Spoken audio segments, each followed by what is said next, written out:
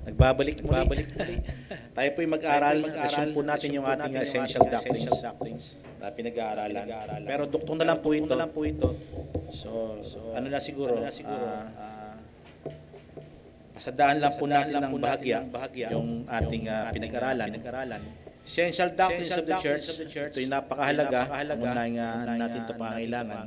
At doktrina ito ng gawain ng Panginoon. Ang tema po natin, mga salitang ginamit na pinagmulan ng ating kaligtasan. At in text po natin, Isaiah chapter 43, verse 11 to 13. Lesson 8 po natin yan. Ito po. Yung called, tinawag po. Okay. Babasahin po natin yung pinaka-key text po natin. Ako sa mga tuwid baga, ako ang Panginoon, at liban sa akin ay walang tagapagligtas. Hindi po tayo kaya iligtas ng ating mga ginagawa. Hindi po tayo kaya iligtas ng mga pastor. Hindi po tayo kaya iligtas ng pagmemiyembro kung saan. Kundi ang Diyos at Panginoon natin ang siya magliligtas sa atin. Wala nang iba. Verse 12. Ako'y nagpahayag at ako'y nagligtas at ako'y nagpakilala. So, pag sinabi nagpahayag, sinabi niya ito, pinakilala niya ito sa atin. O sinabi niya ito. O yung sa isang salita, nag-declare po siya. O nagpahayag po siya. Na magliligtas siya. Kasi kung siya iligtas niya po yun. At ako'y nagpakilala at walang ibang Diyos sa gitna ninyo. Iisa lang ang Diyos na ating nakikilala. Ito'y nagpakilala ang ating Panginoong Jesucristo. Siya po'y Diyos na nagkatawan tao. Okay, tuloy po natin. Kaya't kayo ang aking mga saksi, sabi ng Panginoon, at ako ang Diyos. Verse 13. Mula na magkaroon ng araw ay ako nga, at walang sino mang makapagliligtas sa aking kamay. Ako ang gagawa, sinong pipigil. So nagpapakita po rito sa doktrinang ito na ang Diyos lang ang magliligtas. Kung gusto niya iligtas, sino pipigil? Kahit sabihin ng Diablo, huwag mo iligtas yan, ako gagawa ng paraan para yan ay mahulog sa impyerno. Hindi niya po kayang gawin yun. Kasi makapangyarihan ang maalalay at nagligtas sa atin. Amen. Mahalaga pong salita po yun. Ngayon, lesson po natin, called, ito po yung salita sa Griego po ay keleo, o means, klesis, means to officially summon. Ibig sabihin, hindi mo kayang tanggihan ito. Sapagkat ito parang hindi po pwedeng pigilan. Kasi bakit? Ang Diyos ang makapangyarihan ang tumawag sa atin. So mahalaga po ito dahil sa verse 43, 7 to 9, nilagyan po natin ng verse po yan kasi doon po sa 43, nasa ilalim po yan ng verse 12 to 13 na binasa natin ng key text natin. Pero ito'y pagpapatunay sa nauna pa lamang may pinakita na summon. Tingnan po natin. Bawat tinawag sa kapatid verse 7 na yan. Bawat tinawag sa aking pangalan ay yaong aking nilikha, ay aking luluwalhatiin. So, papuntang future. Hello? May ginawa siyang paglikha, pero papuntang future ng kaluwalhatian. Kasi hindi naman yung pagkalikha sa atin, kasalanan tayo, di ba? Pero sa future, may kaluwalhatian na nakalaan sa atin. So, take note po ito dito sa una, yung tinawag niya, ibig sabihin, officially summon. Tinawag niya po ito, meron siyang tinawag sa kanyang pangalan.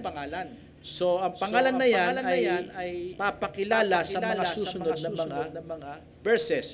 Yaong aking inanyuan, yaong aking ginawa. Sino hinubog niya? Inanyuan niya, siya ang gagawa. Kasi si Satan, nagasik din naman eh. Diba? Nang kauri niya, na mahalaga po, nadaanan na po natin, matagal na po yun. So, verse 9 po, talunan po natin yung verse 8. Mapisan ang lahat na bansa. Sabi niyo po, mapisan. Hindi lamang po sa Israel, dito sa Israel. Pero tinutunghayan din po dito at pinapakilala even sa mga Gentiles. Ang mga tinawag sa pangalan ng Panginoon ay kanyang ginawa, luluwalhatiin niya. So, sila lang nauna yung Israel, sinila si Jesus Christ. Nagpakilala siya doon. At nung pagtanggi nila, punta sa atin. Ang balik niya sa atin. Kasi bakit? Future, alam niya na tatawagin niya bansa sa kanyang pangalan. Kenay Hiramen. Okay, sinabi niya, sino sa gitna nila? Sabi niya, magpupulong ang mga bayan. Sino sa gitna nila ang magpapahayag nito? May mga mangaral at makapagpapakita sa amin ng mga dating bagay. Dalhin nila ang kanilang mga saksi upang sila ay mapatotohanan at dinggin nila o magsabi katotohanan niya. Pag nagpadala pala ang Panginoon ng sugo, makikinig sila. Tinatawag sila. Bakit? Sa pangalan kasi una pa man tinawag na sila. Una, pupuntahan ko po yung una natin pinag-aralan. Ang mga pinili ay tinawag una, kailan at saan. Una, point po natin, review lang po ito. Una, tinawag tayo sa nakaraan. Ano yun? Inilista muna ang pangalan natin sa katang buhay. My name muna, tinawag na yung pangalan natin. Una pala, meron na palang ginawa ang Panginoon, bago pa tayo silang, tinawag na yung pangalan natin. Inilista na yung pangalan natin sa katang buhay. Na ito ang tutubusin mo. Ito yung ililigtas mo. Amen. Kaya bumaba ang Panginoon para iligtas ang mga nakalistas sa aklat ng buhay. At isa man sa kanila, sabi ng Panginoon, walang nawala. Amen. Kasi alam niya yung anong pangalan yun eh. At nabanggit at nakaraan, tinatawag ng Panginoon sila sa kanyang pangalan. Kasi una pa lang eh. Meron ng pangalan. Pangalawa, pupuntahan yung mga verse po niya. Sa pangalawa, tinawag tayong officially summon. Nangyari po yun sa Ebanghelyo na ipinangaral sa atin ng mga tagapangaral. Amen. Una, Panginoon nangaral sa Israel at may mga alagad siya nangaral sa kanila at meron tayong apostol na nangaral sa atin. At ngayon napapakinabangan natin si Apostol Paul sa pangangaral. At dito pinapakita yung sa kasalukuyan na sinasabi po natin. Ang pagtawag sa atin sa kasalukuyan sa papakinig ng salita ng Panginoon pangangaral patungkol sa Ebanghelyo. Ang tawag po dito, effectual calling. Epektibong pagtawag sa pangangaral. Parang tiyak mo sa sarili mo, bakit ka nagbalik loob sa Diyos sa pangangaral? Kasi nga may relasyon ka sa Kanya. Amen. Nawalay lang tayo sa Kanya sa espiritual. Kasi namulat tayo sa mundong ito na masama. Nagaya tayo sa kanila, yung mga tumatakbo dito sa mundong ito, na hiwalay sa Panginoon. Pero dahil tinawag tayo una pa man, makinig kayo mabuti, may pangalan tayo sa katang buhay, at pag may nangaral, parang personal mo, naramdaman na ang Panginoon tumatawag sa akin. Diba? Parang kakaiba. Hindi yung nonsense sa'yo yung pangangaral, kundi parang epektibo ba? Minsan naluluha ka pa, di ba? Pag may nung unang pangangaral sa'yo, di ba? Sino nakaranas ito? Unang nangaral sa'yo ng Ebanghelyo, parang naiyak ka. Parang ikaw na mismo yung nangusap ng Panginoon. Tao yung nangusap. Ang tao yung nangangaral. Parang binabagabag at nakikita mo yung sarili mo. Ba, tinatawag ako ng Panginoon na. Kita mo yung sarili mo sa harapan ng Panginoon. Ang tawag po doon, yung epektibong pagtawag ng Panginoon, ginagamit niya ang pangangaral ng salita patungkol kay Jesus Christ. At narinig na aking mga tupa ang aking tinig. Sumusunod sila sa akin. Ang may relasyon sa Panginoon lamang ang makasusunod na makaririnig. Sino yung mga nakalista ng una pa man. At sa kasalukuyan, magre-respond sila. Epektibo ito dahil sila ay tatawagin sa pangangaral. Napag-aralan kanina, naging kabahagi sila sa pangangaral. Amen. At sunod po natin, ito pinahuli natin na points po natin ay yung una, di ba? Ang mga pinili ay tinawag kailan saan sa nakaraan, sa kasalukuyan at sa hinaharap. Yan. Pangatlo na po tayo kapatid. Tinanong na po natin mga verse. Dahil dito tayo natapos ng nakaraan. Alam niyo po ba, sa hinaharap, tatawagin tayo ng Panginoon. Akala natin, tinawag lang ang pangalan natin nung nilista yung pangalan natin sa katambuhay. At yung epektibong pagtawag sa pangalan na salita ng Panginoon. Alam niyo po ba, sa future, pagbabalik ni Jesus Christ, tatawagin ang pangalan natin. Papatunayan po natin yan. Yung para baga sabihin, halika dito. Anak, halimbawa, may anak tayo. Anak, halika. Hindi ba dahil tinawag ang pangalan mo, Lito, Freddy. Di ba't sino lalapit? Alangan naman siya nung lumapit si Pedro. Di ba? Hello? Kaya yung mga nakapanganak ng buhay, tatawagin din niya sa huling panahon. Okay, tingnan po natin. Mahalaga po ito. Sa ang hinihintay nating mangyari, ano po ito? Yung rapture at yung resurrection ng mga patay. Mahalaga po ito dahil hinihintay natin sa hinaharap at may gagawin ng Panginoon paano tayo tawagin sa alapaap. Kasi ang makakarinig lang ito yung may espiritu. At kung ano yung specific na ilagay sa iyong pangalan, magigising ka doon. Kaya ikaw mismo handang-handa ka sa pagbabalik ng Panginoon. Mararamdaman natin yon. Isang tawag ng Panginoon, naandun ka agad tayo sa Kanya. Sa isang iglat mata, naroon tayo agad sa Kanya. Kasi bakit? Ang pangalan mo tatawagin niya. Hindi magre-response dito yung mga hindi tinawag ang pangalan sa buhay. Hindi nabanggit. At yung mga may epektibong katawagan ng Panginoon sa pangangaral, sila nag-response, tumulong sa pangangaral, nangaral. Sila rin po tinawag sa kasalukuyan. At sa future na sinasabi po natin ngayon, ay ito po ang mangyayari. Meron pong rapture at meron pong resurrection. May mga mamamatay pa. Hindi pa bumabalik ang Panginoon. Pero yung mga namatay, bubuhayin muli. Daniel chapter 12 verse 1 to 2. Ito'y propesiya. At ito hindi pa nangyayari sa panahon natin. Tingnan po natin. Okay. At sa panahon yaon ay tatayo si Miguel na dakilang prinsipe na tumayo sa ikabubuti ng mga anak ng iyong bayan. At magkakaroon ng panahon na kabagabagan, last days po ito, sa huling panahon po ito, na hindi nangyayari kailanman mula nang magkaroon ng bansa hanggang sa panahong ito, hindi pa natin naranasan. At sa panahong yaon, sa future, sabi niya, ay maligtas ang iyong bayan, bawat isa, ano daw po? Na masumpungan, makita, nalaman kung sino yung naroroon sa aklat ng buhay. Yung nakasulat ng alin. Ang pangalan, ibig sabihin yung nakatunghay doon, nakalagay doon, na tinawag ng Panginoon, na nilagay ang pangalan, yun po yung masusumpungan na ililigtas ng Panginoon. Amen. Verse 2. Tingnan po natin sa verse 2. At marami sa kanila na ano daw po? Patay po yan, ibig sabihin sa context po natin, natutulog lang yan. Kasi yung mga hindi Kristiyano o walang Diyos, makinig mabuti, sila'y patay. Kaya ang ginagamit dito, yung mga merong relasyon na nakalista sa aklat ng buhay, may relasyon sa Diyos, na inilagay ang pangalan nila, sila po'y tulog lang kahit mamatayan. Tulog lang. Tingin dito. At ang sabi niya, sa alabok ng lupa ay mga gigising. Ano po ibig sabihin po niya? Resurrection. Amen.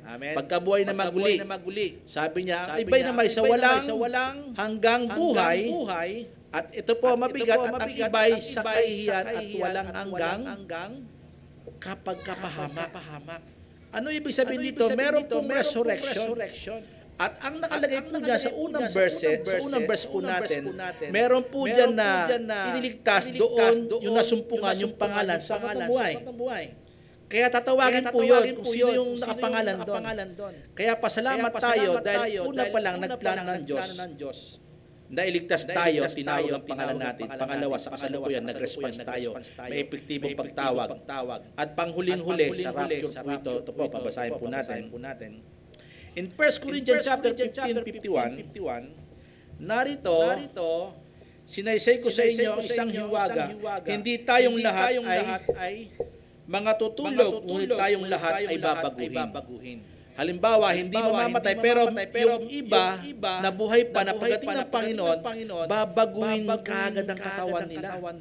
Mauna muna yung mga namatay, sasalubungin po doon ng Panginoon, at tayo naman ang susunod. Sabi po yan sa Thessalonian, na hindi po natin na nilagay po dito. Pero yun po yung ating doktrina na nakita po natin essential para sa ating mga Kristiyano. Kasi tatawagin tayo at kahit tayo buhay pa, kung mag-rapture na mamaya, antimano alam natin yung tinig ng Panginoon, tinatawag na ako ng Panginoon. Naandun na pala ang Panginoon, hinintay na ako. Ang mundo, walang alam yun. Yung mga walang Kristo, pero tayo alam natin yung bakit makakarinig tayo ng tinig. Sa isang tunog ng trompeta, sabi niya, ay yun na nga sa isang mata. Tutunog ang trompeta. Ano yung trompeta? Pangalan natin, magkasalita ng tinig ng Panginoon. Trumpet yun, malakas sa atin yun. Yung name natin babanggitin, kaya immediately, papasakan niya tayo. Habang napalitan yung katawan natin, tayo sa Kanya. Amen. Mahalaga po yan. Tingnan po natin sa Romans chapter 8:29 to 30. Sapagkat yaong mga nanguna pa ay kanyang nakilala. Pag sinabing noong una pa, kailan? Past, nakaraan. Paano niya nakilala? Kasi nilista yung pangalan sa aklat ng buhay, di ba? Nakita po natin yung liwanag. At sabi niya, ay itinalaga naman niya na maging katulad ng larawan ng kanyang anak. So may purpose na una na mangyayari sa atin at isisilang tayo, matutulad tayo kay Jesus Christ. Amen? Plan na po yun. Nakaplano na po yan. Sabi niya, nakatalaga po tayo upang siya ay maging panganay sa maraming magkakapatid. Nung siya'y namatay, nabuhay na maguli, kung anong katayuan niya, gayon din tayo. Amen. O yun po ibig sabihin niya, dahil tinalaga ka sa kanya, kung anong karangyaan meron siya, meron din tayong katawang meron siya. Kung ano meron siya. Amen. And verse 30, tingnan po natin, at yaong mga tinalaga niya, ay kanyang tinawag naman. Kailan ito? Epektibo pagtawag, pangalawa, di ba? Nakaraan, salukuyan. Tingnan natin. At ang mga tinawag ay inaring ganap naman niya. At ang inaring ganap niya ay luluwalhatiin din naman niya. Kailan? Future. Di ba? Dito sa verses ito, nagpakita ng tatlong events. Anong event ito? Nung nakaraan, may plano, gagawin na magulat tayo. Sa present, at even in future, yung kaluwalhatian. Ang tunay na glory ng tao ang mapalitan yung kanyang katawan. Diba? Kung anong katayuan ni Jesus Christ, yung nabuhay na maguli, yun din ang ipapalit sa atin. Amen. Kaya itong verse na ito, napakayaman po ito. Dito nakita yung nakaraan, at yung present, at yung future. Conclusion. Yes, diba? Tignan po natin, dahil ito'y napakabilis lamang. Conclusion. Tapat ang Diyos. Sabi niyo po, tapat ang Diyos. Kung tinawag ang pangalan natin sa aklat ng buhay, binanggit ang pangalan natin sa aklat ng buhay, at tinawag tayo sa kasalukuyan, at tayo ay irarapture, makinig kayo mabuti, tapat po yun. Mapagsasaligan po natin yon. Mapagkakatiwalaan po natin yon. Hindi yung tayo, pagkatapos na tayo tawagin sa Ebanghelyo, ay tenga tayo, na tayo ay hindi irarapture. Tapat po yan. Tingnan po natin. In 1 Corinthians chapter 1, verse 9, basahin po natin, ang Diyos ay tapat. Kung tinawag niya yung pangalan natin nung una, sa aklat ng buhay, tapat siya, gagawin niya sa ating nakaraan yon, at sa present natin, at sa future natin, mangyayari po yun. Wala po nailagay dito. Sa Revelation po kasi may sinabi sa chapter 4, yung come appear. Ibig sabihin, halika dito. Ibig sabihin, yung pangalan natin, tinawag niya, ibig sabihin, ibang dimension yun.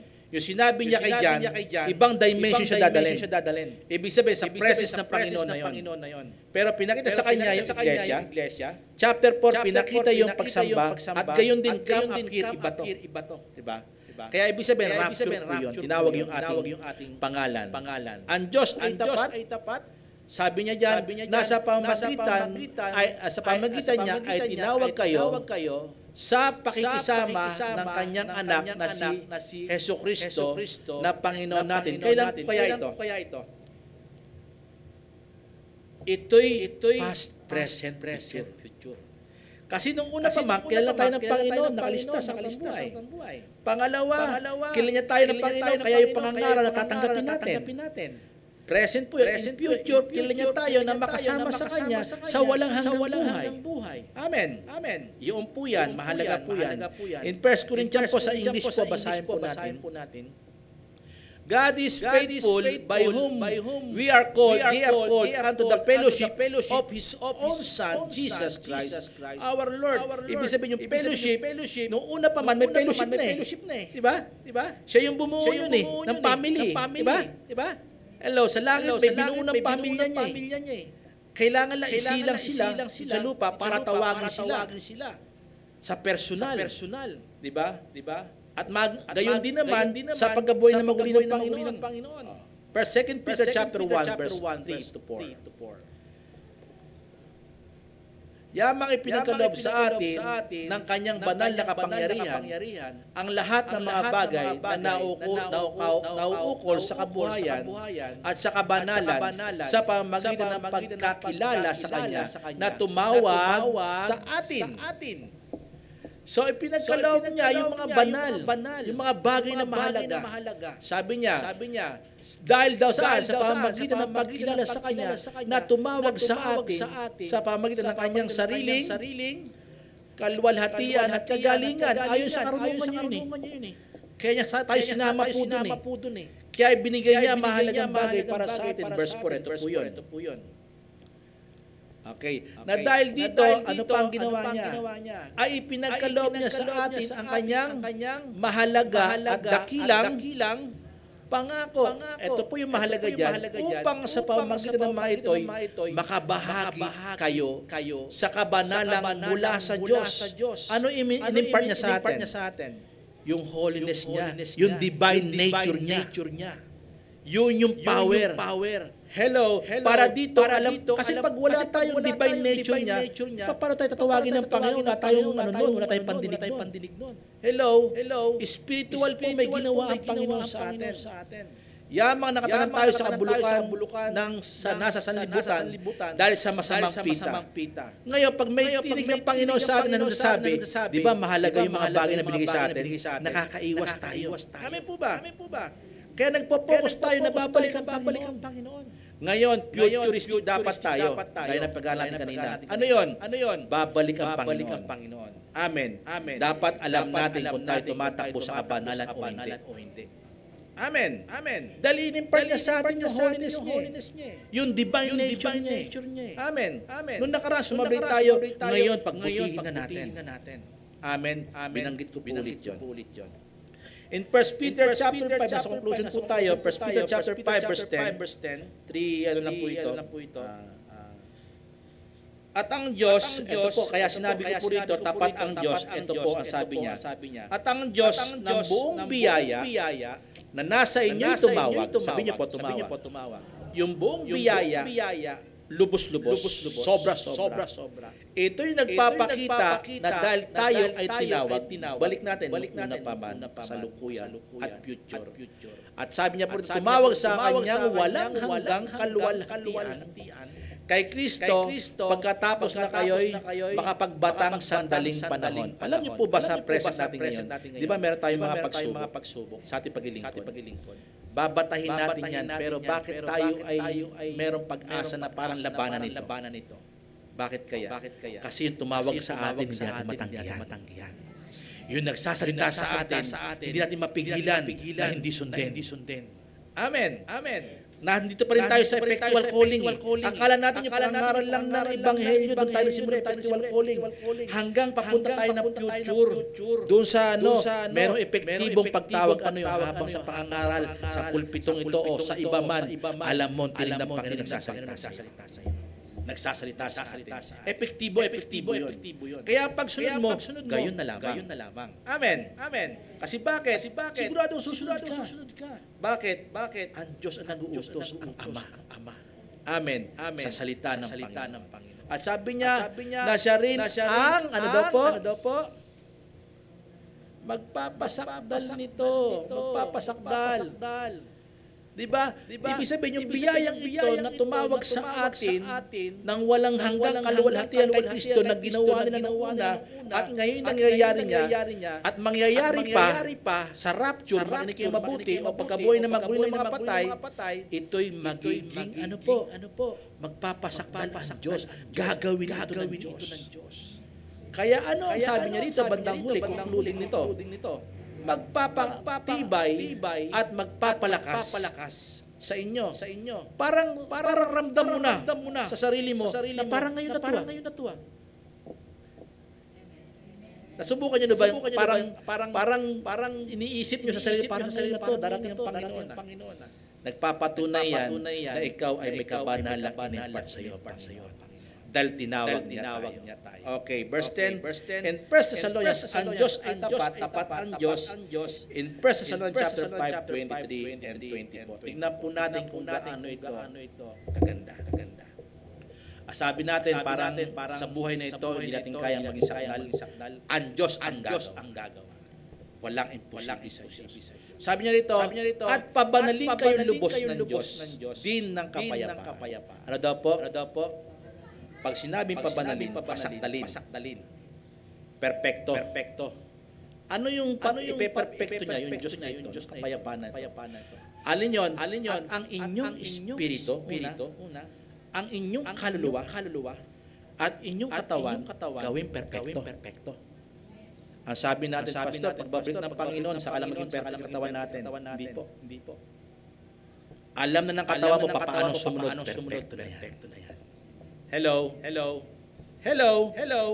Iyahanda ka pagtawag ng Panginoon, iyahanda ka ng Panginoon para ikay maging sakdal sa harapan niya. Kasi kukunin tayo ng Panginoon walang dungis, walang batik. Tuloy po natin para makita natin yung hiwaga nito na bubuksan sa panahon ito. Ang kaluluwa, katawan ay ingatang buo. Wala pa yung katawan ng glorified body. Diba? Wala pa, diba? But sinabi nito, ingatang buo. I-preserve ng buo. Alam niyo po ba yung vessel na yan, gagawin ganyan, kahit yan naging vessel po yan ng kasalanan. Pagdating ng time, mape-perfect din po yan. Hello? Iingatan buo yan. Bakit? Sa pamagitan ng Ebanghelyo. Sa pamagitan ng aral patutuhid. Sa pamagitan ng disiplina sa salita ng Panginoon. Hello? Aasa tayo na gagawin ito ng Panginoon. Ito huli niya, sabi niya, nang walang kapintasan. Ibig sabihin, pagbabalik ng Panginoon, wala nang kapintasan ito. How much more yung ibibigay sa iyo na walang kapintasan? Mas lalo na yon. Ito nga lang ayusin ng Panginoon ito. Lalo na yun, hindi na masasaktan, ipapalit niya. Diba? Ang ibig po sabihin dyan, yung tagal. Iingatan mo, yung tagal ng takbuhin mo bilang isang Kristiyano, iingatan ng Panginoon yan. Na huwag mapunta una sa maling doktrina. Pangalawa, sa maling pamumuhay. Hello? Kaya hindi pa dumarating ang Panginoon, siguro namumuhay pa tayo sa liko. Pero Christian na tayo. Amen? O, tingnan po natin yung kasunod. Bakit ito mahalaga? Verse 24. Tapat yaong sa inyo tumahawa. Pag sinabing tapat ay ingatan niya yung spirito natin, kaluluwa natin, katawan natin, kahit di pa napapalitan pa ng glorified body. Pero kasunod po yun eh. Dahil naging faithful na ikaw, yung katawan mo niya, akalisin ko na. Mas iba ang ibibigay ko sa iyo. Ang Diyos ay tapat ang tumawag sa atin, sabi niya, na gagawin rin naman niya ito. Sino gagawa? Sa sarili natin, hindi natin kayang gawin. Yung magpakabuti, magpakagaling, hindi natin kayang gawin. Saan ka dadalhin ng Panginoon? Sa salita niya para maging maayos ka. Tayo pare-pareho dadalhin tayo dito. Siguro kaya hindi pa tayo naging sakdal kasi hindi pa kulang pa yung pagsunod natin. Alam niyo po ba, pag ambition mo, andyan ang Panginoon, maging sakdal. Alam niyo po ba si Esteban, isang example si Esteban. Paano siya naging sakdal sa tingin? Hindi niya alintana yung mangyayari. ang gusto niya mangyari, mangaral sundin ang Panginoon sa kilos ng banal na Espiritu. Kaya siya, napatayo ang Panginoon. Sa langit, napatayo siya. Ganon ang mangyayari sa atin. Kasi pagbaba ng Panginoon, pagtayo na talaga sa trono niya, makinig kayo mabuti, sasalubungin niya tayo. Perfect na tayo tingin niya. Amen. Bakit? Lumalakad na tayo sa aral niya. Amen. Pero pag di nakalalakad, hindi mapapatayo ang Panginoon. Kulang pa yung bilang nila na magpera na magsaka ng nila. Parang sabihin natin, kulang pa to. Dapat gawin ko pa yung salita ng Panginoon. Amen. Isa pa. Sa English po, basahin po natin. Last na po ito. May English version po ito. Tapat siya sa inyo'y tumawag na gagawin rin naman nito. Sinong gagawa? Yung tumawag sa atin. Yung naglista ng pangalan natin sa kanan ng buhay. Nung tumawag sa atin sa pangalan, makikinig tayo sa Kanya. Amen. Lahat ng tupa makikinig sa pastol. At sumusunod sila, tinatawag sila sa kanilang mga pangalan. Ibig sa rapture, tatawagin tayo. And the very God of peace sanctify you wholly, and I pray God, your Holy Spirit and soul, body be, ano daw po? Preserve. Alam niyo po ba, naka-preserve yan kasi pagpalit ng tunay na ayos na. Diba? Kumbaga sa basketball. Kasi naglalaro kami ng mga kapatiran, mga kalalakihan. Pag kumbaga sa basketball, merong isang player, makinig mabuti. Yung isang player, magaling na player, hindi mo pwede palitan yan na hindi magaling. Diba? Pag coach ka, diba? Hello. Ang Panginoon, alam niyo po ba? Hinusay niya munang magtiis itong katawan natin. Hello. Kasi ang ipapalit niyan, mas mahusay. Hello. Pero handa na yon, di ba? Na magpahinga yung katawan na yun. Bakit? Yung ipapalit sa kanya ay mas perfecto. Amen. Mahalaga po yan. Sana may naintindihan po kayo doon. Na-catch niyo po yung ibig ko yung sabihin. Sabi niya, blameless, preserve, blameless, walang kapintasan, flawless. Unto the coming of our Lord Jesus Christ, 24 po.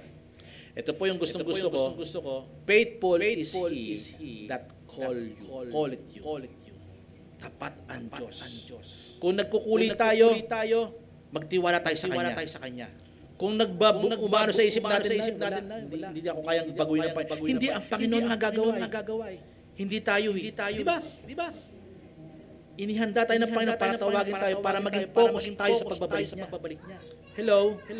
At sabi niya, call you, who also will do it. Gagawin niya ito. Balik natin sa 43. Siya ang tagapagligtas, sinong pipigil? Siya ang gagawa, sinong ahadlang? Kaya napakahalaga ng main text po natin.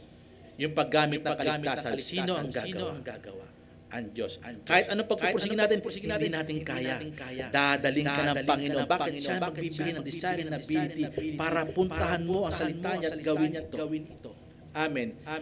Effectual calling, epektibong pagtawag, makatatanggihan mo ba pag sinasabi ng Panginoon? Pagdating ng time, di mo ka matatanggihan. Ngayon siguro parang lumalabang ka pa, marami ka pa plano, pero pag nagsabi na sa'yo, ako pabalik. Sasabihin mo, Lord, sige po, handa ka na. Ilalaan mo ang buhay mo, kahit ilang araw pa yung pagbabalik ng Panginoon. Pwedeng one day. Wala ka nagawa, kundi ang intimate relationship mo sa Kanya. Siya lang ang iniisip mo at maglingkod ka. Amen. Kaya iba nga namumundok walang abala dito sa mundo. Diba? Kasi parang personal yun. Pwedeng mangyari yung pagdating ng Panginoon. Amen. Ang taas ng expectation mo na babalik na ang Panginoon. Bakit? Lalagyan ka niya na ng pandinig na papainggan mo na babalik na siya. Amen. Sabi niya dyan, siya ay tapat, gagawin rin. Tapat siyang tumawag sa atin, gagawin rin naman niya ito. Hindi tayo tinawag para parang hindi niya gagawin ito. Mag-ano tayo, parang hindi naman tayo maging maayos eh. Diba? Kahit anong gawin natin. Anong gagawin yun eh? Preserve tayo.